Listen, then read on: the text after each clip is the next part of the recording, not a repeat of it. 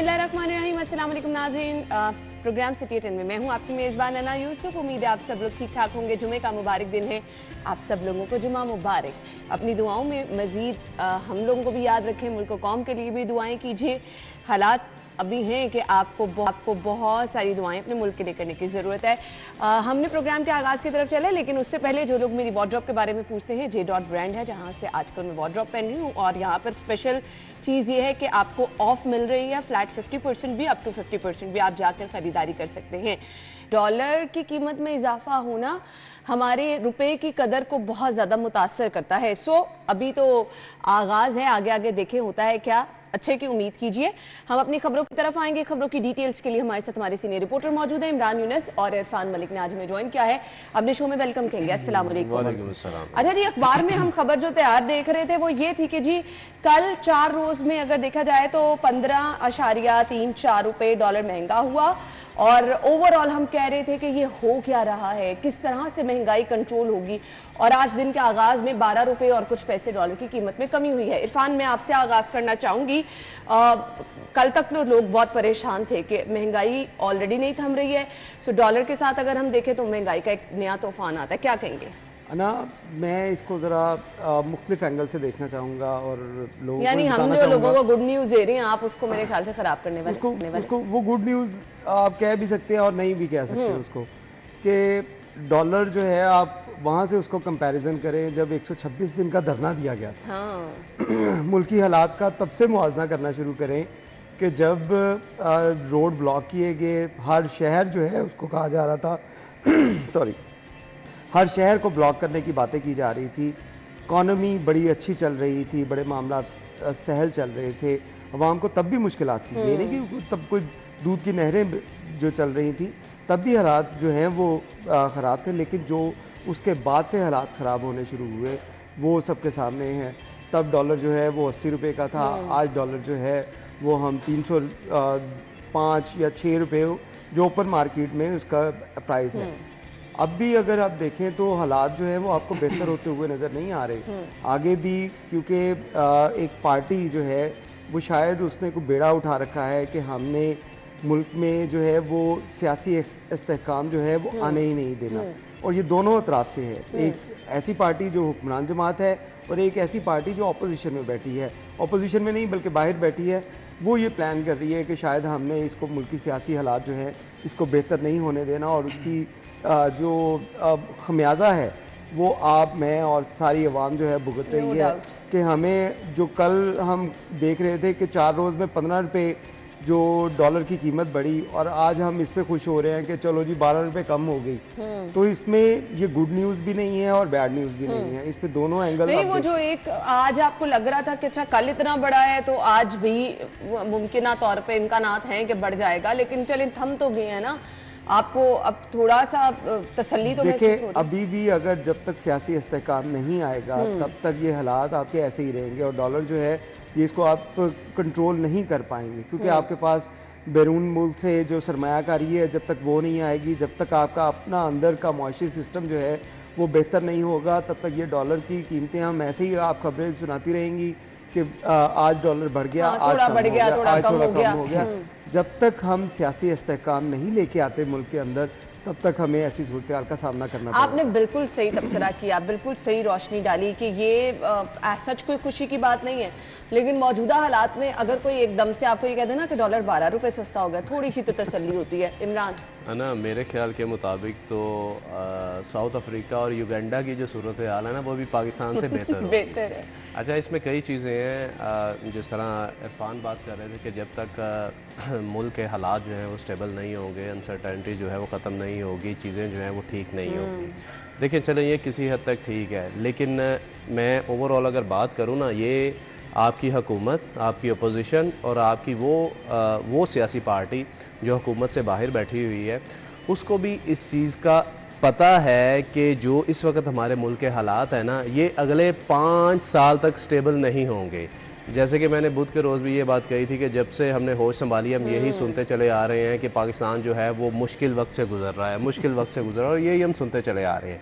लेकिन इस वक्त जो पाकिस्तान की ख़राब माशी सूरत हाल है उसको अगर हुकूमत और अपोजिशन मिल के भी ठीक करना चाहेंगी ना, तो उसमें भी इनको 5 साल लगेंगे। ये खुद हुकूमती मेंबरान की स्टेटमेंट है ऑन रिकॉर्ड, जो उन्होंने कही थी मीडिया के सामने कि जी ये जो हालात हैं ये 5 साल तक ऐसे ही रहेंगे, हमसे फ़िलहाल कोई उम्मीद ना रखें, मुश्किल वक्त भी आएगा और थोड़ा सा रिलीफ में मिलेगा। जिस तरह आप बात कर रही हैं कि ठीक है जी कि डॉलर जो है वो 4 रोज़ में 15 रुपये से ज़ायद कीमत जो है वो उसकी बढ़ी है और एकदम से ऊपर जाना उसका ये बड़े अरसे बाद ऐसा हुआ है कि सिर्फ 4 रोज़ में इतनी प्राइस जो है वो बढ़ी है। और बिल्कुल आपने सही कहा कि कर्ज़ों का पहले ही हमारा मुल्क जो है वो कर्ज़ों के बोझ तले दबा हुआ है। हमारी मुल्क की मैशत जो है वो वैसे ही उसका बेड़ा गर्क, मैं तो यही अल्फाज यूज़ करूँगा कि बेड़ा गर्क हुआ पड़ा है। आपके जितनी यहाँ पर बैरूनी इन्वेस्टमेंट है, पहली बात तो ये है कि बैरूनी इन्वेस्टमेंट आ नहीं रही और जो ऑलरेडी यहाँ पर मौजूद है वो भी वापस जा रही है। सुहाने ख्वाब तो दिखाए जा रहे हैं, लेकिन जब पाकिस्तान तहरीक इंसाफ की हुकूमत जो है वो भी मईशत को बेहतर नहीं कर पाई और उसकी हुकूमत गई, तो उसके बाद जो है वो मुस्लिम लीग नून की हुकूमत आई तो वो भी उस तरह से परफॉर्म नहीं कर पाई फ़िलहाल जैसे, हालांकि उनका जितना एक्सपीरियंस था वो तहरीक इंसाफ का तो उतना नहीं था, इस हुकूमत का जितना एक्सपीरियंस था उम्मीदें काफ़ी थी लोगों को कि वफाकी हुकूमत जो है वो रिलीफ देगी। खैर ख़राब हालात तो पंजाब में है ना, आप पंजाब को छोड़ें, अगर आप फेडरल लेवल की बात करें वहाँ पर तो आपकी हुकूमत कब से आप अभी भी आप जो है वो आवाम को रिलीफ नहीं दे पाए।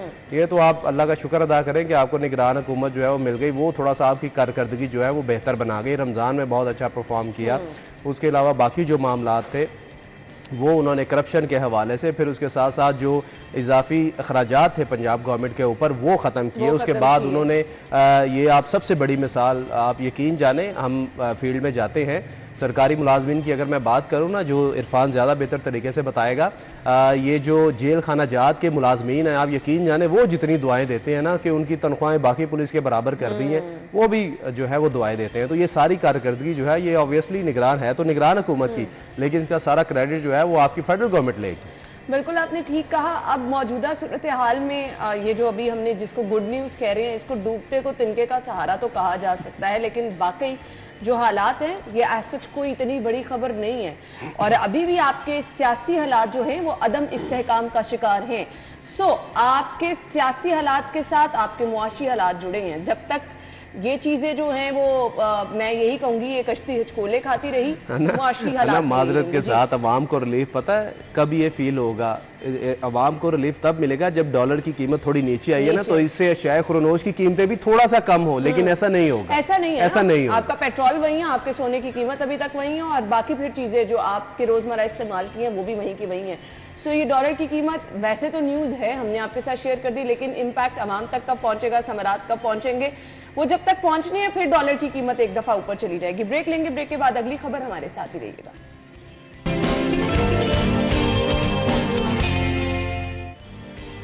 ये है जी सूरत हाल जो अभी इजलास हुआ उसकी अपडेट्स हमने शेयर की और लीड स्टोरी डेली सिटी 42 की ये है जी 200 से जायद शरपसंद गिरफ्तार भी किए गए हैं।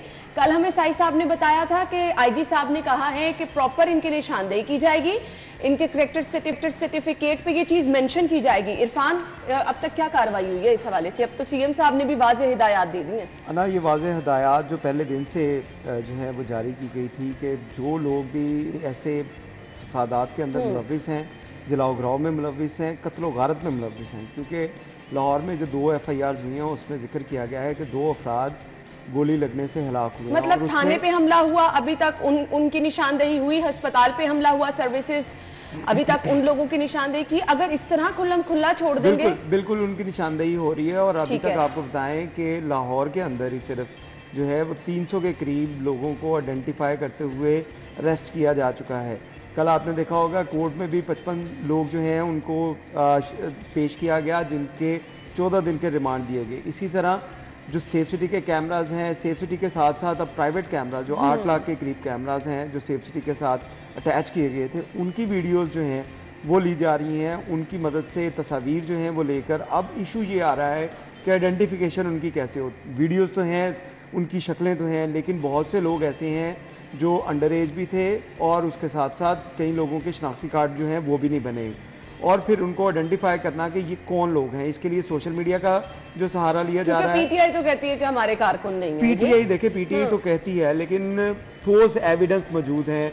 आपके पास ऑडियो कॉल्स मौजूद हैं, आपके पास वीडियोस मौजूद हैं कि वहाँ पर डॉक्टर यास्मीन राशिद, अंदलीब अब्बास, फिर उनके साथ साथ एजाज चौधरी और मियां महमूदुर रशीद, लाहौर के जो सदर हैं पाकिस्तान तहरीक इंसाफ के इम्तियाज़ शेख, ये लोग वहाँ पे कोर कमांडर हाउस में लोगों को इकट्ठा करने में इनकी वीडियोस मौजूद हैं। और अब ये लोग कैसे कहें कि हम वहाँ पे नहीं हैं, तो ये सरासर ज़्यादती होगी और एक और झूठ होगा पाकिस्तान तहरीक इंसाफ के इन रहनुमाओं की जानिब से जो ये कह रहे हैं कि वो हम वहाँ पे उन लोगों को नहीं जानते, क्योंकि ये लोग सारे मोबिलाइज करके वहाँ पे पहुँचे। मियाँ असलम इकबाल के जो लोग थे वो वहाँ पे पहुँचे, समनाबाद के बहुत से लोग, उनके घरों पे रेटें हो रही हैं, वो लोग घरों से फ़रार हैं। अभी तक मैंने जैसे बताया कि लाहौर में 300 लोग गिरफ्तार हो चुके हैं और अगर ओवरऑल पंजाब की बात की जाए तो उसमें 2500 से ज़्यादा अफराद जो हैं पॉइंटेशन करके उनको अरेस्ट किया जा रहा है।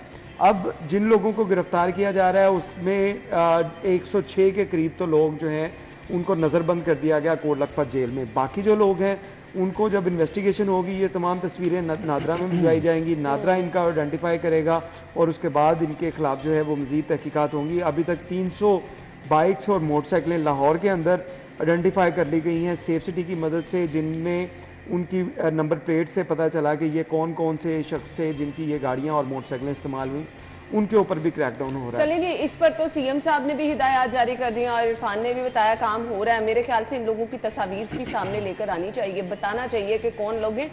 अगर कोई सरकारी नौकरी कर रहा है इनमें से तो उनकी इस तरह की नौकरियां खत्म करनी चाहिए ताकि इनको पता चले कि ये लोग असल में शरपसंद नासिर हैं। कुछ इस ओवरऑल सूरत हाल के इम्पैक्ट की तरफ आ जाते हैं। इंटरनेट सर्विस मुअत्तली और कंपनियों को 1 अरब 60 करोड़ का नुकसान, फिर तालीमी इदारे आज भी बंद हैं और इसके साथ साथ बोर्ड के पेपर्स भी मुलतवी हुए। ये जो ओवरऑल सूरत हाल है, इमरान अब इसमें कैसे बेहतरी आएगी, क्योंकि अब जिन बच्चों के पेपर हैं वो बेचारे परेशान हैं और इंटरनेट के बगैर, और वैसे ऑन सीरियस नोट बहुत सारे काम मुतासर हो रहे हैं। हमारे अपने ऑफिस में इंटरनेट नहीं आ रहा होता तो किस तरह स्लो पेस्ट आपकी हेडलाइन का काम चल रहा है, ये चल रहा है, वो चल रहा है, वो सब काम मुतासर हैं। लेकिन दूसरी तरफ लोग भी परेशान हैं जो एम इंटरनेट का इस्तेमाल करते रहते हैं। जी, आप यकीन जाने पाकिस्तान की नहीं, अगर हम सिर्फ लाहौर की सूरत हाल की बात करें ना, चूँकि जो पाकिस्तान से बाहर लोग बैठे हुए हैं उन्होंने तो लाहौर से मुतल्लिक हमसे बात की। आप यकीन जाने उन्होंने तो ऐसे शो किया कि जैसे लाहौर में जंग शुरू हुई है और ये जंग पूरे पाकिस्तान में फैल रही है। ये तासुर जो है ये बाहर गया है। देखिए, एहतजाज जो है वो, मैं जमात की बात नहीं करता, मैं शहरी की बात करता हूँ। एहतजाज जो है वो हमारे हर शहरी का जमहूरी हक है, उसको वो इस्तेमाल कर सकता है, ठीक है। और इसे जो है, सुने ना, उसे हुकूमत जो है ना वो भी नहीं रोक सकती, कोई इदारा भी नहीं रोक सकती। लेकिन जब आप एहतजाज की आड़ में अमन व अमान की सूरत हाल को ख़राब कर दें, जलाओ गहराओ की तरफ आ जाएं, सरकारी इमलाक को नुकसान पहुँचाएँ, इंसानी जानों के साथ खेलें और सरकार के जो वसाइल हैं उनको ख़राब करें, तो फिर आपके ख़िलाफ़ तादीबी और कानूनी कार्रवाइयाँ जो हैं वो हुकूमत का हक बनता है। बिल्कुल आपने ठीक कहा कि एक तरफ तो हुकूमत कह रही है कि ये PTI के शरपसंद हैं, दूसरी तरफ PTI जो है वो ये कहती है कि ये लोग हमारे नहीं थे जिन्होंने जो है वो कैंट में अहम शख्सियात के घरों में जो है वो हमला किया। ठीक है, अगर PTI ये कहती है कि वो हमारे लोग नहीं थे तो फिर पुलिस के साथ ताउन करें, उनको आइडेंटिफाई करने में पुलिस के साथ ताउन करें ताकि गिरफ्तारी हो सके, पता चल सके कि इसके पीछे कौन लोग इन्वॉल्व थे।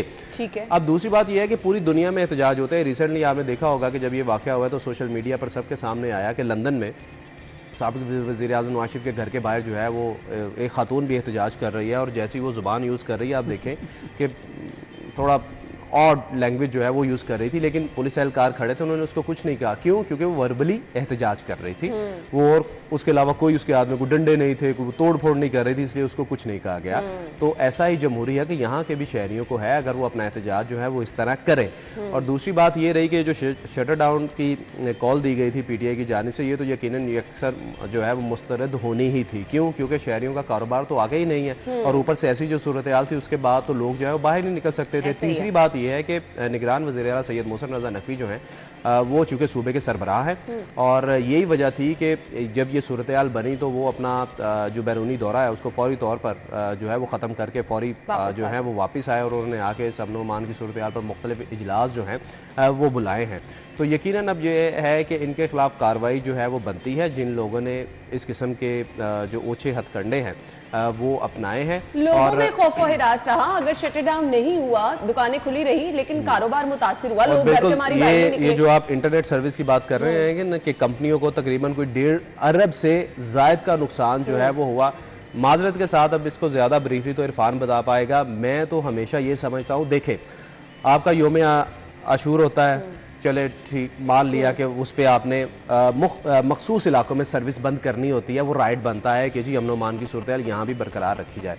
लेकिन जब भी शहर में कोई भी एहतजाज होता है ना, मैं तमाम गवर्नमेंट्स की बात कर रहा हूँ, वो क्या करती हैं, पूरे शहर में इंटरनेट सर्विस, मोबाइल सर्विस बंद कर दी जाती है।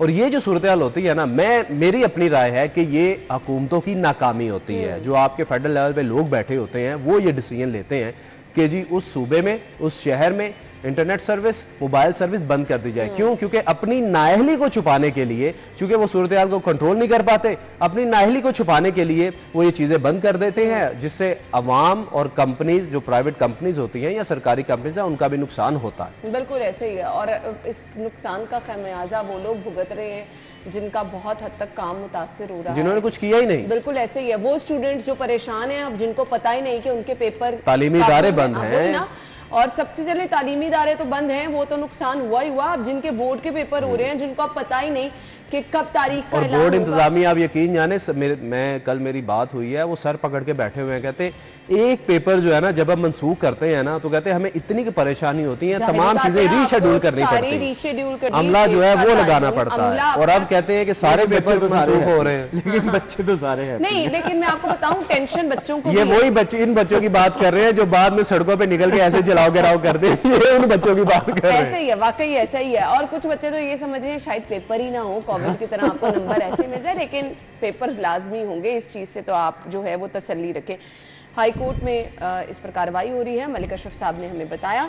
अभी आ जाते हैं जो मौजूदा सूरत हाल है, उसके असरात हम डिस्कस कर रहे हैं। इंटरनेट सर्विस की बहाली के हवाले से फैसला नहीं हो सका, स्कूल ताहाल बंद हैं और आगे पेपर की डेट जो अनाउंस अभी नहीं हुई है वो भी अभी कुछ कहना जो है कबल अज़ वक्त होगा। अभी आ जाएं जी, पुलिस अमन ओमान के लिए शहरों में तैनात और कच्चे का ऑपरेशन मुतासिर, ये हालात हैं। ओवरऑल जो इम्पैक्ट आ रहा है आपके शहर में, चोरी डकैती राहजनी ये वारदातें भी रूटीन में हो रही हैं। अभी कल ही किसी जानने वाले का पता चला कि जी उनके सोने के कंगन उतार लिए गए। सो आपके शहर पे किस तरह से ये चीज़ें असरअंदाज हो रही हैं इमरान? देखें जी, बिल्कुल जिस तरह आप बात कर रही हैं कि शहर में अमन ओमान की सूरत हाल के बारे में और चोरी डकैती के वाक़यात के बारे में, मैं ख़ुद जो हूँ मैं आपको बताता हूँ कि अल्लामा इकबाल टाउन अलहम्द कॉलोनी की मैं बात कर रहा हूँ परसों रात की, कि जब ये शहर में अमन ओमान की सूरत हाल ख़राब हुई तो फिर ये जो चोर डकैत हैं ये कितने एक्टिव हुए। अना हमारी गली में तकरीबन 9:05 पे एक मोटरसाइकिल पे 2 लोग आए हैं, एक ने हेलमेट पहन रखा था और दूसरे ने मास्क पहन रखा था। वो लोग आए हैं, हालांकि हमारी गली जो है उसके 3 गेट हैं, 2 गेट बंद थे, एक खुला था और 50 फुट की खुली गली है। वो धड़ल्ले से आए हैं, दोनों के पास गन थी। आप यकीन जाने उन्होंने एक ही वक्त में 3 लोगों को लूटा है, जिसमें एक सुनियारा था, हमारा मोहल्लेदार साथ वाले घर में रहता है, 6 तोले उसके पास जेवर था जो कि वो शॉप से लेकर आया था और घर रखना था, वो शायद उसके पीछे थे। खैर अच्छा, उन्होंने ये कार्रवाई की। अच्छा, उन लोगों के पास अप्लाइड फॉर 125 था जो कि बाद में पता चला कि उन्होंने सब्ज़ाजार से किसी से छीना था। और उसके बाद जब मैं खुद मोहल्लेदारों के साथ, हम सारे मोहल्लेदार इकट्ठे होकर थाना वादत कॉलोनी में गए तो वहाँ पर ASI, सिर्फ थाने में सिर्फ ASI बेचारा बैठा हुआ था जो कि लिख रहा था और काफ़ी रश था। वो तमाम लोग जो हैं वो उन्हीं डकैतों की जो है वो कंप्लेन लिखवाने आए थे कि उन्होंने एक ही रात में 27 वारदातें जो हैं वो उन दोनों ने की। ये इकबाल टाउन की वहादत रोड की बात कर रहा हूँ, बात नहीं है, 27 वारदातें की। और वो फिर के 1-2 एरियाज और वहां पर से ये ASI खुद कह रहा था कि जी ये वो ब्लैक सूट वाले थे। हमने कहा जी वही थे। कहता जी ये 27 कंप्लेनें मैं दर्ज कर चुका हूँ। अब ये सूरत हाल है। और क्या कहेंगे इस पे? ना ऐसे ही होता है जब आप जो आपकी फोर्सेस हैं उनको एक साइड पे एंगेज कर दें। आप परसों से कल रात की भी बात करें या पिछले 2-3 दिन रातों की बात करें तो किसी जगह पे पुलिस की गाड़ियों को आग लगाई जा रही है, किसी जगह पे थानों पे हमला किया जा रहा है, किसी जगह पे जो कपड़े के कंटेनर हैं उनको आग लगाया जा रहा है, किसी जगह पे ट्रेन रोक कर उसको पथराव किया जा रहा है। तो इन तमाम जो है वो जगह के ऊपर अगर किसी पुलिस फोर्स जो है उसको एंगेज कर लिया जाएगा, ज़मान पार्क से लोग बाकी शहर का अल्लाह हाफिज़, तो बाकी शहर का अल्लाह हाफिज़ ही होगा। थानों के अंदर हम अगर ओवरऑल नफरी की बात करें तो इसमें ऑपरेशन विंग की 6000 नफरी है। 6000 नफरी जो है अगर इस तरह की सिचुएशन के ऊपर, लॉ एंड ऑर्डर के ऊपर एंगेज होगी तो डाकू चोर तो उसका फ़ायदा डेफिनेटली उठाएंगे। उन्हें पता है कि हमारे पीछे किसी ने नहीं आना, पुलिस ने पेट्रोलिंग नहीं करनी। जो लोग जो हैं उनको एंगेज करके रखा हुआ है जिन लोगों ने, उन लोगों को भी ये चीज़ें समझनी चाहिए कि हम जहाँ कच्चे के ऑपरेशन में जो 1500 जवान थे उनको भी वापस बुलवा लें। वो सारा कुछ होगा। आप देखें कि आप और इससे पुलिस का बजट कितना मुतासिर होगा ये भी पुलिस का बता बजट, दीजिएगा। उसके साथ साथ आप देखें कल पाक फौज की जानिब से पंजाब, लाहौर से में पंजाब के दीगर अजला में उनकी तरफ से पेट्रोलिंग की गई, यहाँ पे फ्लैग मार्च किए गए। उन लोगों को भी इंगेज कर रहे हैं। जहाँ पे हम बात कर रहे हैं कि हम इलाका गैर में या हमारे सवाद, मालाकंड या दीगर जो इलाकों के अंदर वहाँ पे दहशतगर्दों के साथ मुकाबला करने के लिए हमारी फोर्सेस एंगेज हैं, वहीं पे हम उनको वहाँ से काम छुड़वा कर इस काम के लिए ला रहे हैं कि इन लोगों को रोका जाए कि ये लोग जो हैं सरकारी अमलाक और वज़ीर आज़म house, core commander houses, GHQ या दीगर जो ऐसी और माजरत के साथ, अफसोस के साथ ये हमारे अपने ही लोग हैं जो ये सब कुछ कर रहे हैं। मैं नहीं, ये नहीं कहा जा सकता, ये हम में से नहीं है ना। माजरत के साथ ये लोग देखिए, इंसान को जब तकलीफ पहुंचती है ना, इंसान नजर आ रही है वो तो दहशतगर्दों, इंसान को जो तकलीफ पहुंचती है ना, वो क्या करता है, वो उसका एहतजाज करता है, ज्यादा से ज्यादा उसके पास जाता है जो उसके मसले का हल कर सकता है, ना कि वो अपने हमसायों को आग लगाना शुरू कर दे, मोहल्ले में आग लगाना शुरू कर दे, तोड़ फोड़ शुरू कर दे और लूट मार शुरू कर दे। ये जो अभी सूरत हाल बनी है ना, आप इसमें ये देखें, हैरानगी की बात है कि ठीक है आप एहतजाज कर रहे हो, जलाओ गिराओ कर रहे हो, समझ लगती है कि जी आपका लीडर जो है पकड़ा गया, आप भाई लूट मार शुरू कर दो। आप देखें ना फोर्ट्रेस में इन्होंने क्या किया है, दुकानें तोड़ के वहां पे सामान उठाना शुरू कर दिया, दहशतगर्दों के देखिए है कि जिनको कुछ समझ नहीं आ रहा होता, जिनको एक ट्रैक दिखा दिया जाता है, बस उन्होंने वो करना है। और यहाँ पे भी यही लूट मार, इसी तरह से अमलाक को नुकसान पहुंचाना, मेरे ख्याल से सेंसिबल लोग, कारकुन तो बिल्कुल ऐसा। और कोर कमांडर हाउस की जो बात कर रहे हैं, कोर कमांडर हाउस जो है वो एक तारीखी इमारत है और इसको कायद बिल्डिंग जो है वो भी कहा जाता है। 1947 से ये इमारत जो है महफूज थी, एक हमारा सकाफती विरसा था जिसको कोर कमांडर हाउस जो है वो बनाया गया था। आपने ये भी ख्याल नहीं किया, उसको भी आग लगा दी। और क्या कहते हैं, उस दिन मैं वो तस्वीरें मुझे मेमोरी में आनी शुरू हुई जब मैं ज़ियारत रेजिडेंसी जो थी उसको, जो दहशतगर्दों की तरफ से जलाया गया था, उसका जो है उसको मलिया मेड कर दिया गया था। बाद में उसके वहाँ पे ऑपरेशन भी हुए। वैसी ही सूरत हाल मुझे यहाँ पे भी लगी लाहौर में कि एक कायद-ए-आज़म की रिहाइश का जो कोयटा में थी उसको जलाया गया था और एक कायद-ए-आज़म की रिहाइश का जो लाहौर में थी उसको इस तरह बेदर्दी से वहाँ पे तोड़ फोड़ की गई, वहाँ पे आग लगा दी गई, बेडरूम्स तक आग लगा दी गई, वहाँ से चीज़ें उठा के ले गए। तो ये सूरत हाल जो है, इसमें आप समझते हैं कि कोई चोर डाकू जो है वो कहेंगे कि नहीं पुलिस वहाँ पे एंगेज है तो हम अपनी कार्रवाइयाँ ना करें। उन तमाम लोग जो मुल्क को इस वक्त जो है वो खोखला करने के लिए सरगर्म है, वो सारे के सारे एक्टिव हो चुके हैं। उसमें ख्वाह दहशतगर्द हों, उसमें ऐसे बलवाई हों, उसमें शरपसंद हों, उसमें चोर डाकू हों, हर तरफ फिर जब आग भड़कती है ना तो हर कोई फिर उसमें ऑयल डालता है। जब ये सियासी, आप वही मैं बात कर रहा हूँ कि जब ये सियासी इस्तेहकाम नहीं होगा तो ये तमाम लोगों को मौका मिलेगा कि मुल्क को हमने दीमक की तरह चाटना है। वो यही लोग कर रहे हैं।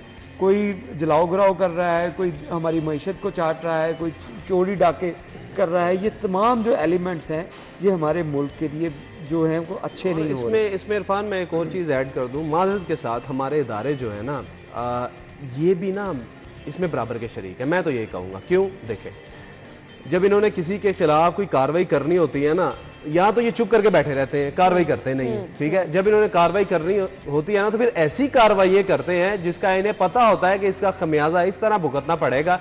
फिर ये ऐसी कार्रवाई करते हैं जिस पे ये सूरत हाल बनती है। और आप देख लेना कि कल सुप्रीम कोर्ट ने भी खुद कहा कि जी साबिक वज़ीर आज़म इमरान खान की गिरफ्तारी जो है वो गैर कानूनी है। ओ भाई, आपका कह रहा है कि कानूनी है, आपका अपना इदारा जो है वो ये कह रहा है, तो मतलब ये क्या चीजें हो रही हैं। फिर तो अवाम बटेगी ना, वोटर्स जो है वो बटेंगे ना।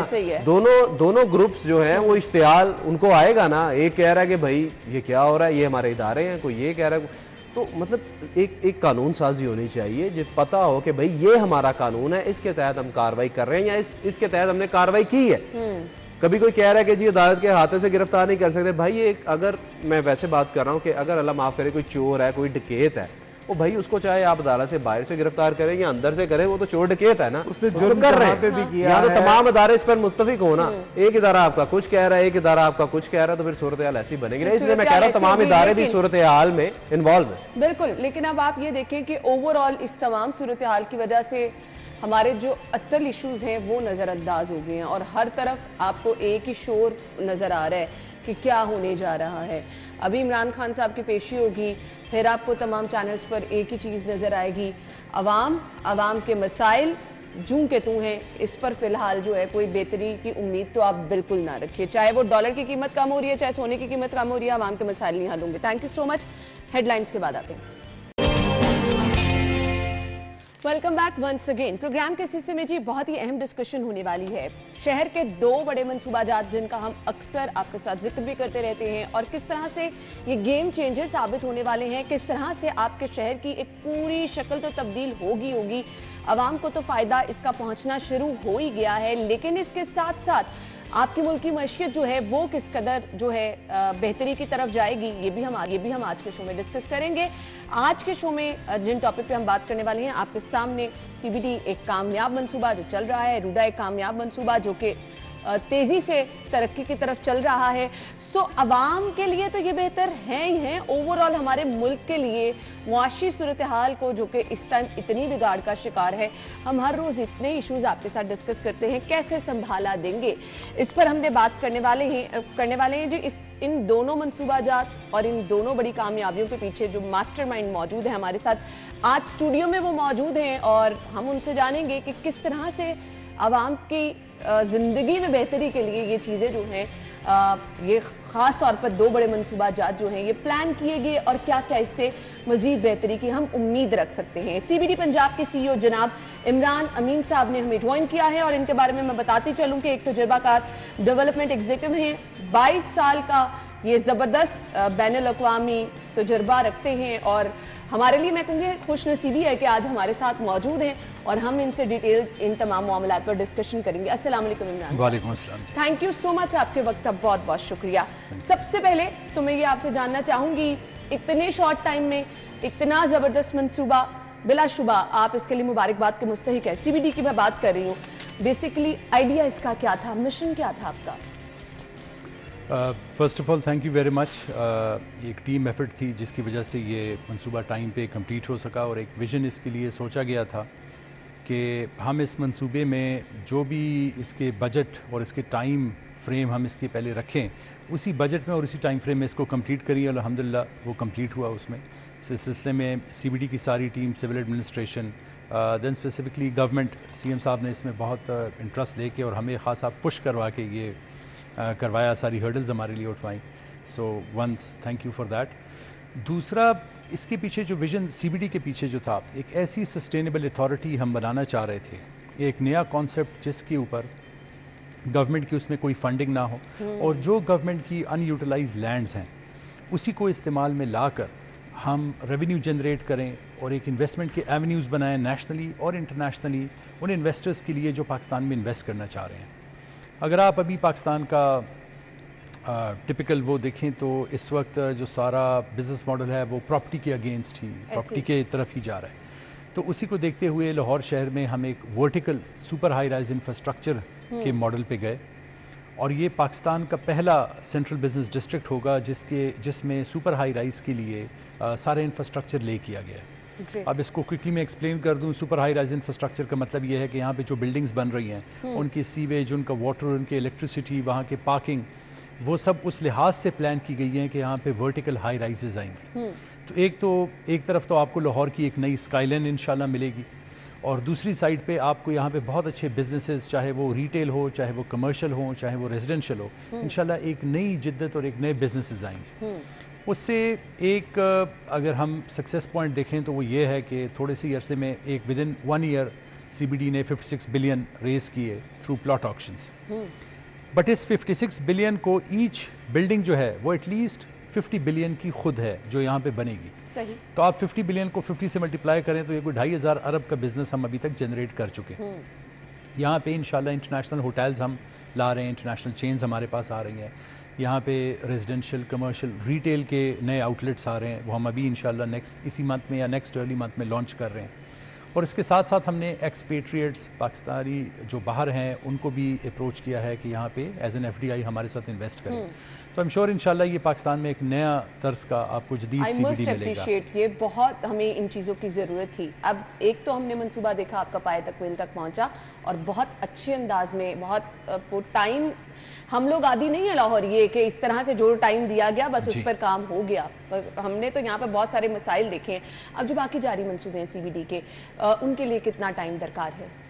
देखिए हमारा जो इंफ्रास्ट्रक्चर है, ओरिजिनल जो प्लान था CBD का, ये पहला मंसूबा है जो हम इधर कर रहे हैं। इसको हम यहाँ से हमने मेन इंफ्रास्ट्रक्चर कर दिया कलमा चौक के ऊपर। इसके बाद इसको हम कनेक्ट कर रहे हैं इसी रोड को वॉल्टन के साथ, और वॉल्टन की रोड की एक्सपेंशन हो रही है। वहाँ पे जो नले का मसला है वो हम इंशाल्लाह नाले का मसला हल करवाएंगे और उसको हडियारा ड्रेन के साथ कनेक्ट करेंगे।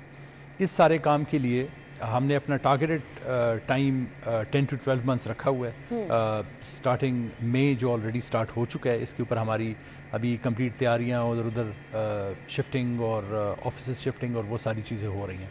तो इंशाल्लाह जून से हम इस रोड को भी स्टार्ट करवा रहे हैं और with in a span of इंशाल्लाह 10 मंथ्स हम ये सारा कंप्लीट कर देंगे। वॉल्टन अपग्रेड हो जाएगा, वॉल्टन रोड यहाँ से सारा कनेक्ट हो जाएगा, ये 3 किलोमीटर का एक नया स्ट्रेच आ जाएगा।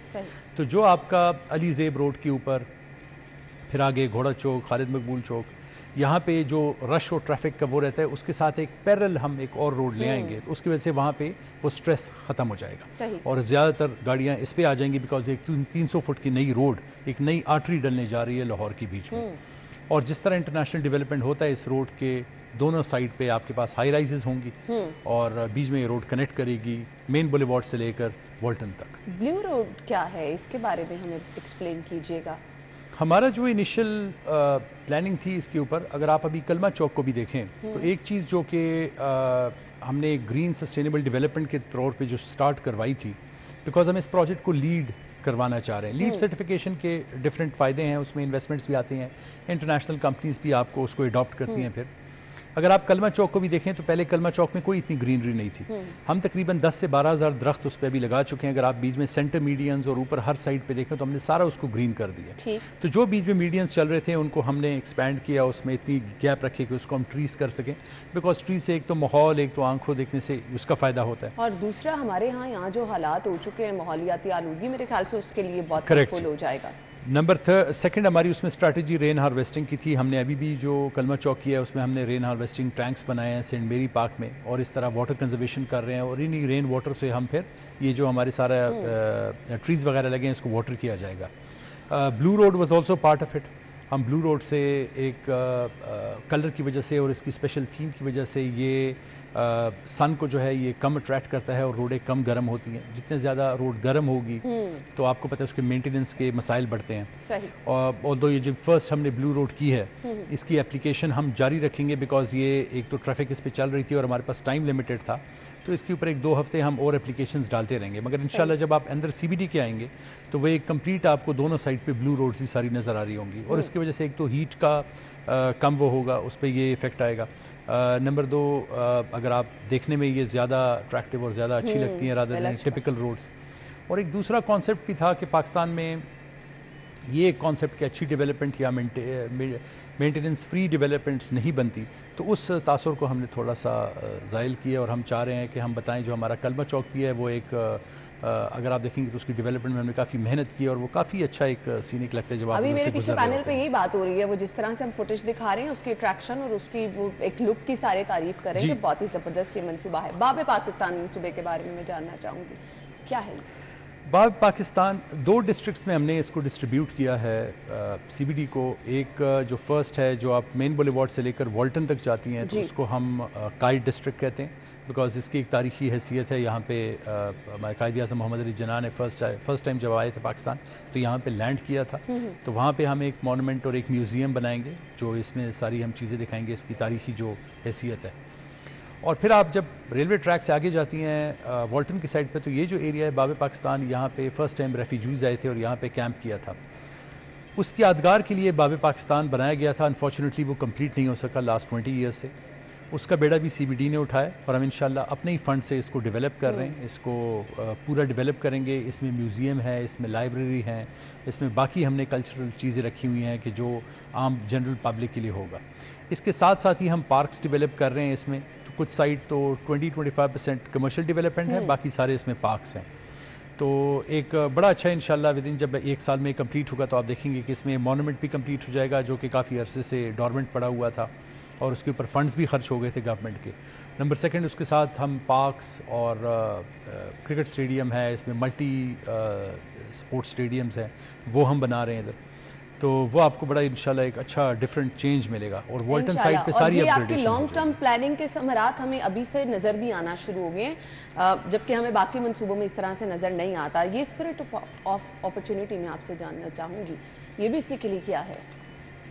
स्पिरिट ऑफ अपॉर्चुनिटी की एक अपनी थीम है और ये थीम हमारे कमर्शियल डिपार्टमेंट ने डेवलप की और इस थीम के पीछे बेसिक ऑब्जेक्टिव यही था कि Punjab and then particularly Pakistan को हम उस तरह रिप्रेजेंट नहीं करते हैं इंटरनेशनली और ना हम बताते हैं कि क्या अपॉर्चुनिटीज़ हैं इधर। हमारे ऑफ एंड ऑन तो चल रहे होते हैं, बट जिस तरह मलेशिया ने ट्रूली एशिया किया, इंडिया ने इनक्रेडिबल इंडिया का एक चलाया, मोरक्को के भी चल रहे हैं। तो स्पिरिट ऑफ अपॉर्चुनिटी उसी थीम पर एक कॉन्सेप्ट है कि जिसमें हम पंजाब को और पाकिस्तान को हाईलाइट करना चाहते हैं for the opportunities that we have, investment opportunities over here.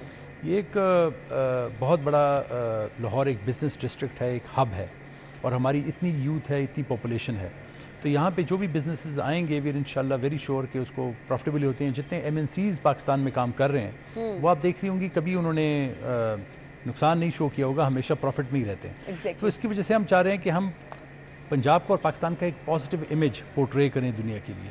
तो स्पिरिट ऑफ अपॉर्चुनिटी उसी थीम का पहला हिस्सा है। इंशाल्लाह इसको हम लेके जाएंगे। इसी ईयर को 2023-2024 को हमने ईयर ऑफ एक्सीलेंस डिराइव किया है और हम अपने सारे रूल्स, रेगुलेशंस, पॉलिसीज़ इसको हम एक्सीलेंस की तरफ लेके जाएंगे। तो इंशाल्लाह इसी को रखते हुए अब स्पिरिट ऑफ अपॉर्चुनिटी की थीम में आप डिफरेंट हमारे रोड शोज़ इंटरनेशनल, नेशनल आप देखेंगे और हम इसको और भी प्रमोट करेंगे इंशाल्लाह। और ये ओवरऑल जो तमाम काविशें की जा रही हैं, आप देखें जहाँ पर हमें अपने शहर में एक मुस्बत तब्दीली नज़र आ रही है, लोगों को फ़ायदा पहुँच रहा है, वहीं ओवरऑल जो हमारे मसाइल हैं कहीं ना कहीं वो तेज़ी से कम होने की तरफ भी जा रहे हैं। हमने ब्रेक की तरफ जाना है। ब्रेक के बाद हम रिवर राबी अर्बन फ्रंट के बारे में हम बात करते रहते हैं। रूडा के हवाले से हमने काफ़ी डिटेल प्रोग्राम भी किए हैं। इस पर काम किस तरह से जारी है वो हम आपको अपडेट तो करते रहते हैं। अभी तक की अपडेट्स आपके साथ ज़रूर शेयर करेंगे। ब्रेक के बाद हम आपको ज्वाइन करेंगे। स्टे विद अस।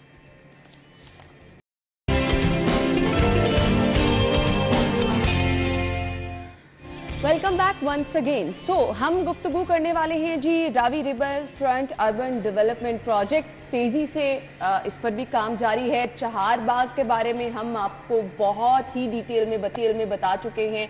उसमें ट्रैक्शन क्या है, किस तरह हम देख रहे हैं कि लोगों का इंटरेस्ट उसमें डेवलप हो रहा है। अब लोग जानना ये चाह रहे हैं ये मंसूबा कब पाया तकमील तक पहुंचेगा, किस तरह कामयाबी का मरहला ये तय करेगा। बेसिकली इस मंसूबे के पीछे कौन सी ऐसी हिकमत अमली थी, प्लान क्या था, क्यों ये सोचा गया। मैं तो इसको बहुत अप्रिशिएट करूंगी। बहुत ज़रूरत है नए शहर आबाद करने की और यहाँ के जो फीचर्स हमने देखे हैं, जो शहर लाहौर में हम मसाइल देखते हैं, उन तमाम मसाइल को देखते हुए इसको डेवलप किया जा रहा है। जी सर, क्या कहना चाहेंगे? रावी का जिस तरह बता रही हैं प्रोजेक्ट, इनिशियली जो कॉन्सेप्चुलाइज किया गया गवर्नमेंट का वो ये था कि लाहौर की जो बढ़ती हुई आबादी है, आबादियों की बेस पर मास्टर प्लानिंग होती है और आप अपनी एक्सपेंशन करते हैं सिटी की या उसको रिड्यूस करते हैं, ज़्यादा करवाते हैं। उस ट्रेंड को देखते हुए एक नया एरिया मुख्तस किया गया कि जो भी अब एक्सपेंशन हो वो इस एरिया की तरफ हो।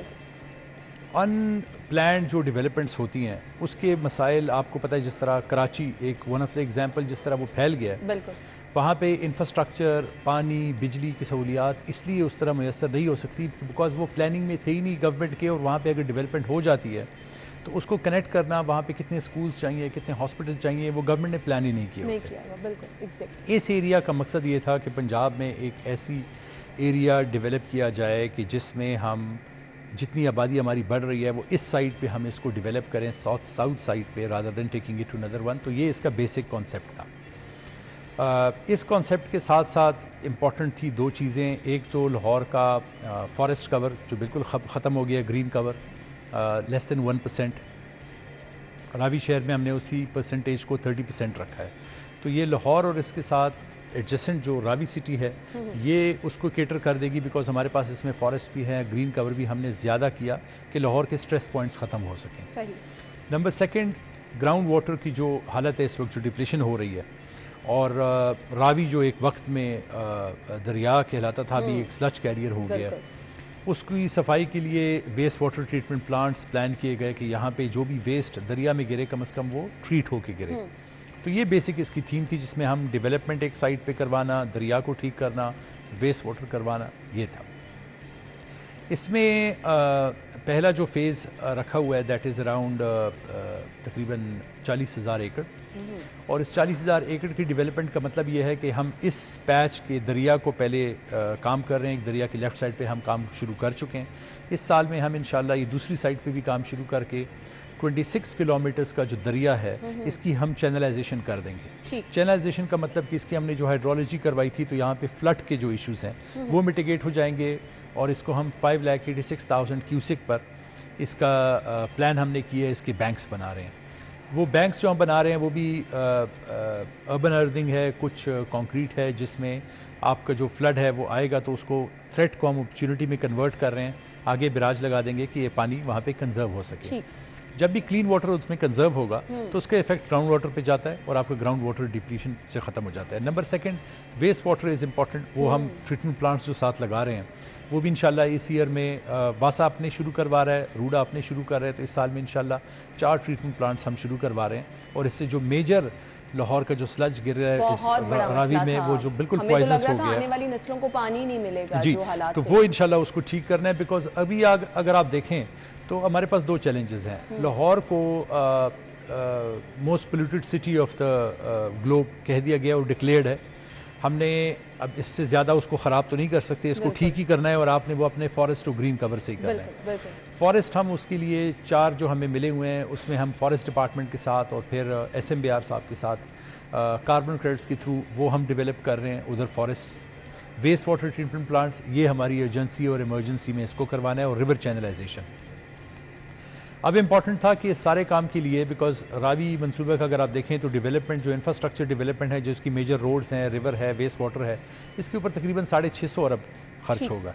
650 अरब ख़जाने पे डालना, बोझ डालना वॉज इम्पॉसिबल, या लोन्स में पड़ना वो डिफ़िकल्ट था। हमने यहाँ पे डिफरेंट पार्टनरशिप्स करके वो मॉडल बनाए हुए हैं जहाँ से हम ये पैसे खुद जनरेट करेंगे और इसको इस्तेमाल करेंगे इस पर। तो again zero base development model, जिसमें हम अपने ही फंड्स जनरेट करें और फिर इसको इस्तेमाल करें इस पर। एक जो कॉन्सेप्ट दिया जाता है कि यहाँ पे सारी लैंड एक्वायर की जाएगी, तो ऐसा कोई कॉन्सेप्ट नहीं है। यहाँ पे सारा हम रेवेन्यू शेयर उसके पे जाएंगे। हाँ, अलबत्ता यहाँ पे हमने ब्राउन, ग्रीन और इनफिल जोन्स बना लिए हैं, और इसमें जो हमारी सोसाइटीज़ भी आई हुई हैं, जो हाउसिंग है, उन सबको हम कह रहे हैं कि आप हमारे साथ JV पे और एक फ़ी स्ट्रक्चर के दरमियान है कि आप एक प्लान डेवलपमेंट कर सकें रादर देन आप अनप्लान्ड डेवलपमेंट की हम यहाँ पे इजाज़त नहीं दे रहे, ना हम इसको अपने मॉडल में हमने रखा हुआ है। तो एक प्लान डेवलपमेंट करेंगे इंशाल्लाह। इससे एक तो एनवायरनमेंट पे बहुत अच्छे पॉजिटिव इफेक्ट्स आएंगे। नंबर सेकंड, इसको अगर आप इतना बड़ा एक एवेन्यू बना रहे हैं, यहाँ पे सिटीज़ भी आएंगी, कमर्शियल, यहाँ पे ऑफिसेज आएंगे, यहाँ पे स्कूल आएंगे, हॉस्पिटल आएंगे, तो ये प्रोजेक्ट कम से कम $20 बिलियन जनरेट करने की सलाहियत रखता है। तो इससे एक इकनॉमिक बहुत बड़ी एक्टिविटी चलेगी, और डेवलपमेंट की एक्टिविटी इस वक्त पाकिस्तान में चल रही है, जिस तरह पहले हमने डिस्कस किया। तो उसकी बेस पर मेरे ख्याल में ये प्रोजेक्ट जो है ये गेम चेंजर होगा इंशाल्लाह। और जिस तरह बाकी इस्लामाबाद के बाद कोई प्लान्ड सिटी पाकिस्तान में नहीं बना, बाकी दुनिया में आप डिफरेंट देखते रहते हैं। एक सवाल जो उठता है कि आपने साथ में क्यों जगह सेलेक्ट की, दूर क्यों नहीं की। तो इंटरनेशनल अगर आप देखें तो सारी सिटीज़ इस तरह डेवलप हुए हैं। आपको मैंने कोलालमपुर का एग्जांपल बताया, कोलालमपुर के साथ पुतराजया बनाया गया। Kuala Lumpur was fine nice city, बस बिकॉज वो ओवर क्राउडेड हो रही थी, तो उसके स्ट्रेस पॉइंट्स उठा के इन्होंने पुतराजया के तौर पर एक नई सिटी बना ली और सारे गवर्नमेंट ऑफिसेज उधर शिफ्ट कर दिए। कायरो जो था उसके साथ नया कायरो जो आप बना रहे हैं, नया कैपिटल, वो ऑन द सेम लाइंस है। रावी सिटी में भी जो हम स्ट्रेस पॉइंट्स हैं लाहौर के, वो उधर शिफ्ट कर रहे हैं। तो अगर कोई रावी में रह रहे हैं तो वहाँ पे स्कूल, ऑफिसेज वहीं पे हों, उनके हॉस्पिटल्स वहाँ हों। यहाँ से जो लाहौर के स्ट्रेस पॉइंट्स हैं, सब्जी मंडियाँ हैं, फ़िश मार्केट्स हैं, वहाँ पे हम उनको इंफ्रास्ट्रक्चर करके नया करके डेवलप करवा रहे हैं। So this is basically the same concept which is there all around the globe. ये वो तमाम शहरी मसाइल हैं जो कि इस मंसूबे से हल होंगे। जहां हम कह रहे हैं कि ज़ेरे ज़मीन पानी की सतह कम हो रही है, बहुत बड़ा मसला, वो इस मंसूबे की वजह से हल होने जा रहा है। माहौलियात का मसला, बहुत बड़ा मसला, वो इस मंसूबे की वजह से हम देख रहे हैं हल होने जा रहा है। इसमें बहुत अट्रैक्शन है। नए शहर जब भी आबाद होते हैं तो हम देखते हैं वहाँ पर जो बुनियादी ज़रूरियात होती हैं उन पे फोकस होना चाहिए, जो कि हमेशा नज़रअंदाज होता है।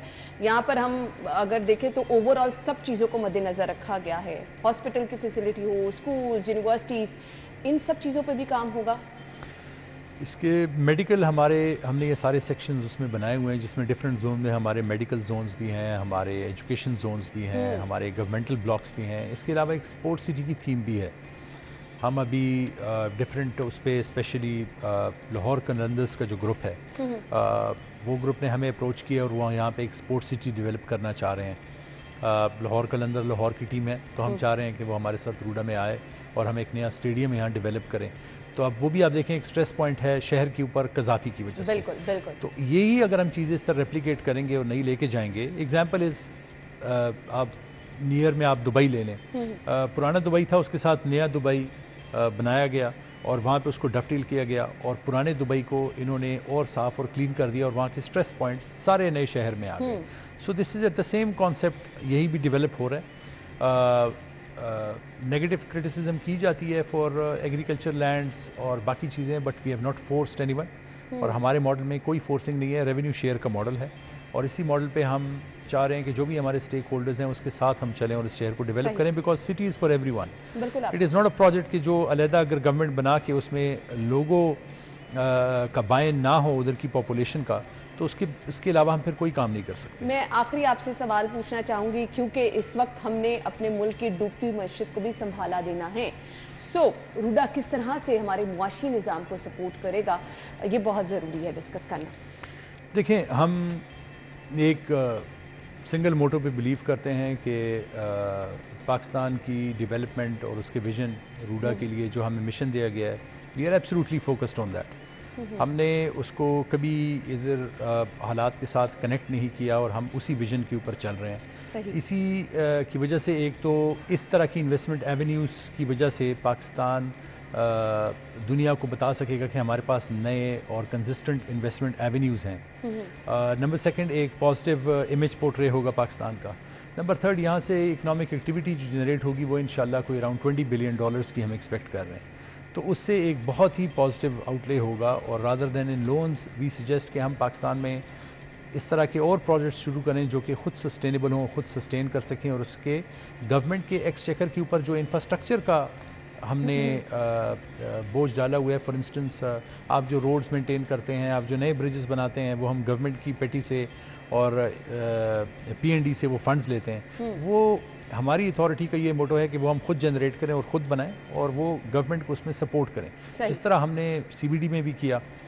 कलमा चौक और रीजनरेशन LDA सिविल एडमिनिस्ट्रेशन के साथ मिलकर ये प्रोजेक्ट हुआ, पर उसमें सारे फंड्स हमने अपने इस्तेमाल किए रादर देन गवर्नमेंट। तो उससे ये हुए कि जो गवर्नमेंट्स की जो इसमें सेविंग होती है वो और जगह इस्तेमाल की जा सकती है, उसको सब्सिडाइज किया जा सकता है। फाइनली हमें कुछ ऐसा नजर आ रहा है कि गवर्नमेंट को उल्टा सपोर्ट किया जा रहा है, तो ये बहुत अच्छी चीज़ है। I appreciate, thank you so much and good luck. जिस तरह से ये तरक्याती मंसूबे जो हैं चल रहे हैं, जो कि मेरे ख्याल से वाकई गेम चेंजर साबित होंगे आने वाले वक्त में और हमारी आवाम को इससे बहुत ज़्यादा फ़ायदा पहुँचने वाला है। सो मैं गुड लक भी कहना चाहूँगी। इसी तरह से ये मंसूबे तेज़ी से चले और आवाम तक इसके समरात पहुँचे। Thank you so much.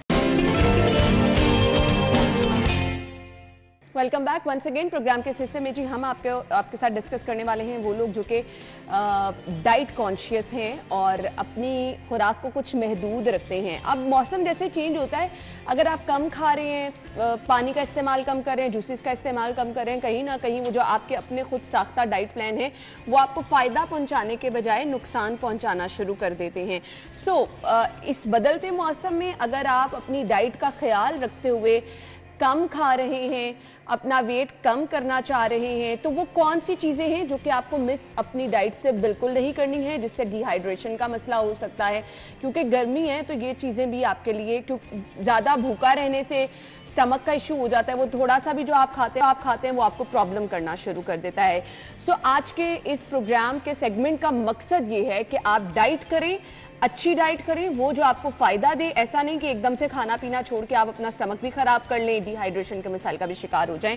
सो हमारे साथ माहिर ग़िज़ायात मौजूद हैं बोस्टन यूनिवर्सिटी से, इन्होंने PhD की है न्यूट्रिशन में।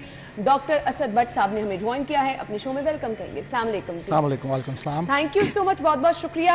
मौसम जब तब्दील होता है तो हमारी ईटिंग हैबिट हमें कुछ तंग भी करती हैं, बहुत ज़्यादा खाना भी नुकसानदेह हो जाता है, एकदम छोड़ना भी। सो यहाँ आज हर कोई डाइट कॉन्शियस है और अनफॉर्चुनेटली हम अपने डाइट प्लान खुद से बना लेते हैं। अब उसमें हम जो चीज़ें मिस कर देते हैं वो शायद गर्मी के मौसम में हमारे लिए नुकसानदेह भी होती हैं। क्या कहना चाहेंगे? देखिए, इसके लिए आपको बहुत चीज़ें देखनी पड़ती हैं कि आपको, जैसे अब ऑब्वियस बात है कि गर्मियों का मौसम है तो आपको अपनी डाइट में फ़ाइबर की इंक्लूड करना पड़ेगा। आपको फ़ाइबर कहाँ से आ सकता है? Fruits, vegetables. अब ऑब्वियस बात है डिहाइड्रेशन का जहाँ पे बात आ गई तो आपको सिट्रिक एसिड चाहिए। सिट्रिक एसिड फ्रूट्स कौन से हैं? मतलब आप लेमन जूस लें, आप मिंट का इस्तेमाल करें, लेमन का इस्तेमाल करें, जो आपको डिहाइड्रेट होना नहीं दे सकते। अब जब हम मिंट और लेमन का इस्तेमाल करते हैं ना तो अनफॉर्चुनेटली मैंने आम तौर पे यहाँ पे प्रैक्टिस देखी है, उतनी चीनी का इस्तेमाल भी कर लिया जाता है। चीनी के तो नहीं, ऑब्वियस बात है कि जब अब मेरे पास अभी हमारे इस तवस्सुत से काफ़ी लोग भी देख रहे होंगे, काफ़ी हाउसवाइफ्स भी देख रही होंगी। अब जो यूजुअली यहाँ पे होता है, यहाँ पे कि सब कुछ बंद करवा देते हैं कि आपने रोटी नहीं खानी, आपने चावल नहीं खाने। तो ये एक लॉन्ग टर्म के लिए प्रैक्टिस ठीक नहीं है। ऑब्वियस बात है, जितने मेरे क्लाइंट्स भी हैं तो मैं हमेशा एक बात कहता हूँ कि आप जो खा रहे हैं उसको मॉडिफाई करें। मतलब रोटी खा रहे हैं, अगर आप एक रोटी खा रहे हैं आप उसको हाफ कर दें। अगर चावल आप अगर एक प्लेट खा रहे हैं उसको हाफ कर दें। फिर देखें कि आपका वेट लूज हो रहा है। अगर नहीं लूज हो रहा तो आप उसको पोर्शन को कट डाउन करें। एंड सेकेंडली हमने बहुत सी चीज़ें देखनी पड़ती हैं कि आप कितना फैट्स यूज़ कर रहे हैं। बेसिकली हमें ये चीज़ देखनी पड़ती है कि एक अच्छी चीज़ भी हम खा रहे होते हैं, हम उसको डीप फ्राई करके हम उसकी कैलोरीज को इंक्रीज कर देते हैं। सिंपल एग्जांपल मैं लूँगा, अगर आप 1 ग्राम कार्ब्स के अंदर 4 कैलोरीज हैं, 1 ग्राम प्रोटीन में 4 कैलोरीज हैं, but whereas 1 gram fats में 9 कैलोरीज हैं। तो ये चीज़ें हमें देखनी पड़ती हैं, क्योंकि ऑब्वियस बात है जब हम चिकन खाते हैं, अगर हम उसको चेंज कर लें, हम उसको स्टीम करके खा लें या इसको एयर फ्राई खा लें तो उसकी कैलोरीज कम होंगी बनिस्बत कि अगर हम उसको डीप फ्राई कर दें तो वो एक कैलोरीज आपकी इंक्रीज होती है और आपका वेट कम नहीं होता। तो ये चीज़ें हम देखते नहीं, हम कहते हैं। और दूसरी बात, अगर हम घर पे खाना बना रहे हैं तो कोशिश ये करें कि ऑयल का इस्तेमाल कम करें। अगर ऑयल का इस्तेमाल अब ऑयल का यहाँ पे एक बड़ी अजीब सी बात है, अगर हम ऑलिव ऑयल में रिकमेंड करते हैं तो वो ऑलिव ऑयल में डीप फ्राई शुरू कर देते हैं कि जी ऑलिव ऑयल ये नुकसान नहीं पहुंचाएगा। ये तो ऑब्वियस बात है कि उसमें कैलोरीज को भी देखना पड़ता है कि जरूरी नहीं है कि ऑलिव ऑयल अच्छा है, बट उसको आपने एक लिमिट में यूज करना है। मैंने कुछ लोगों से सुना है कि देसी घी का इस्तेमाल नुकसानदेह नहीं है। देसी घी का इस्तेमाल बिल्कुल नुकसानदेह नहीं है, लेकिन वो गुड फैट्स में आता है। बट द पॉइंट इज के इस्तेमाल हद से ज्यादा कर दें। देखिए ना, ऑब्वियस बात है, हमारे घर में वो एक बड़ा मशहूर कहावत है कि वो देसी घी से चोपड़ी रोटियां खाते ने जाके। तो वो चीज़ आपके लिए गलत है। तो वो चीज़ें हमें देखनी पड़ती हैं कि उसका थोड़ा इस्तेमाल करें।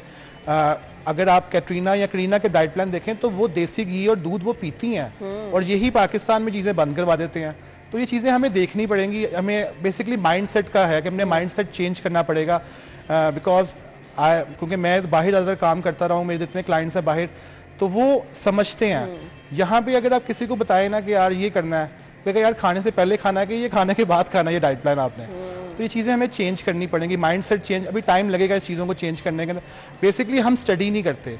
हमें एक चीज़, जब तक हम स्टडी करें, हम खुद स्टडी नहीं करेंगे ना तो आपको कोई चीज़ समझ, अगर मैंने एक डाइट प्लान लिखा है तो हमें चाहिए कि यार उसको स्टडी करें, उसमें कितनी कैलोरीज है। अगर हम खाना बना रहे हैं, लेट्स सपोज आप घर का खाना बना रहे हैं, आप उसको मैयर करके खाएं।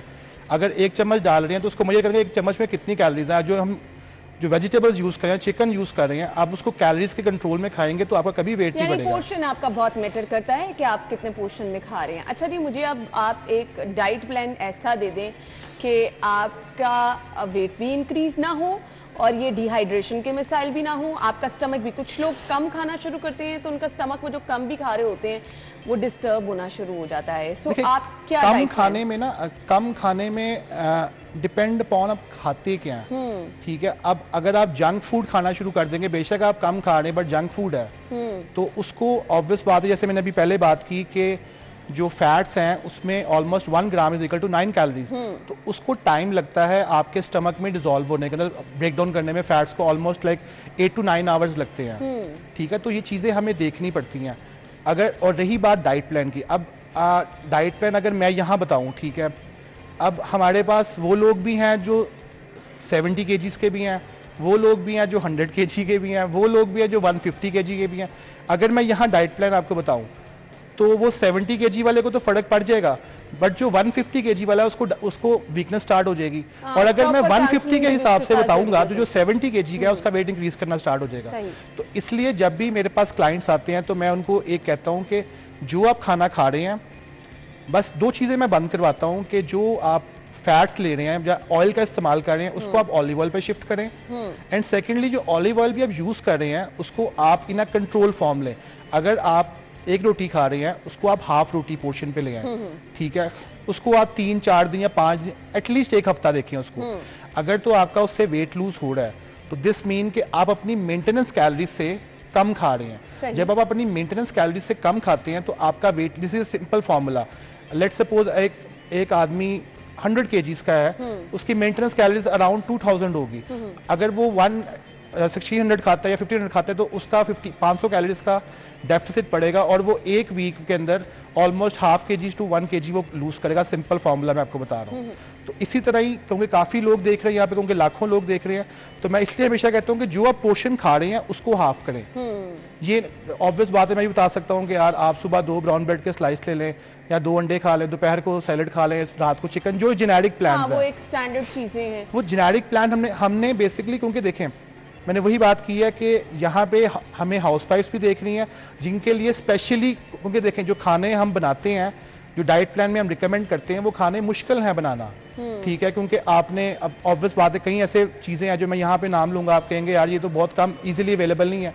एवोकाडोस, ब्रोकली, ये पाकिस्तान में अवेलेबल नहीं है। हमने वो फूड्स रिकमेंड करने हैं जो पाकिस्तान के अकॉर्डिंग है, ठीक है, जो हम, और ऑब्वियसली इस महंगाई के लिहाज से वो डाइट प्लान रिकमेंड करना जरूरी है जो हर किसी की पहुंच में भी हो। देखिए ना, महंगाई तो इतनी होगी। आप सजेस्ट करें वो ये चीज है कि आप अपना जो भी खा रहे हैं उसका पोर्शन थोड़ा सा कम कर दें, उसको पोर्शन को आप कमी की तरफ लेकर आए, एकदम से कुछ मत छोड़ें। एकदम से, क्योंकि उससे क्या होगा कि देखें, इसका एक सिंपल फार्मूला है कि हमारी जो बॉडी, जो बेसिकली जो डाइटिशियंस यहाँ पे करते हैं वो आपको लो कार्ब डाइट पे ले जाते हैं, तो जो एक प्रॉपरली एक अच्छा प्रोसीजर नहीं है। आप बचपन से आपकी बॉडी डिज़ाइन हुई हुई है कार्बोहाइड्रेट्स को एज एनर्जी सोर्स यूज, क्योंकि आपका फर्स्ट एनर्जी सोर्स आपकी बॉडी का वो कार्बोहाइड्रेट्स है, ठीक है। इवन जो आप माँ का दूध पीते हैं उसमें भी लैक्टोज होते हैं, जो आपने लैक्टोजन के डब्बे देखे होंगे, वो बेसिकली लैक्टोज भी is a form of carbs. तो हमारी बॉडी को कार्बोहाइड्रेट्स को एज एनर्जी सोर्स यूज करने की आदत है। अगर हम कार्ब्स ही बंद कर देंगे तो वेट तो आपका गिर जाएगा, बट द पॉइंट इज कि आपकी बॉडी में जान ही नहीं रहेगी। मेरा मानना यह है हमेशा कि अगर आप वेट लूज करें तो आप में एनर्जी हो, आपकी हेल्थ कॉम्प्रोमाइज कम से कम ना हो, आपकी एनर्जी हो, आपके अंदर प्रोटीन प्रॉपर जा रहा हो, आपकी बॉडी में प्रॉपर कार्ब्स जा रहे हो। यस, आप फैट्स को थोड़ा कम कर दें, क्योंकि ऑब्वियस बात है, अगर मैं यहाँ एक बात करूँ, 1 किलो चिकन में अराउंड 1400 to 1500 कैलोरीज हैं, और 1 किलो चिकन आपसे खाया नहीं जाएगा प्रॉपर। पर अगर हम उसी को ही डीप फ्राइड करेंगे तो वो अराउंड जाएगा 3000 to 3500 कैलोरीज पे चला जाएगा, अगर उसी 1 किलो को हम डीप फ्राइड करेंगे किसी भी तेल के अंदर। सही। तो अपना वे ऑफ कुकिंग चेंज करना है हमने, सिर्फ हमने खाना चेंज नहीं करना, हम जिस तरह उसे कुक कर रहे हैं हमने उसको चेंज करना है। यानी लाइफस्टाइल मॉडिफिकेशन इसमें बहुत ज़्यादा मैटर करती है, अदरवाइज कोई रॉकेट साइंस नहीं है। आपने जो खाना है, पोर्शन में खाना है, कम खाना है, अच्छा खाना है, वो आपको फ़ायदा पहुंचाएगा। थैंक यू सो मच, आपके वक्त का बहुत बहुत शुक्रिया। नाज़रीन, एक ब्रेक होगी, ब्रेक को ज्वाइन करेंगे, स्टे विद अस।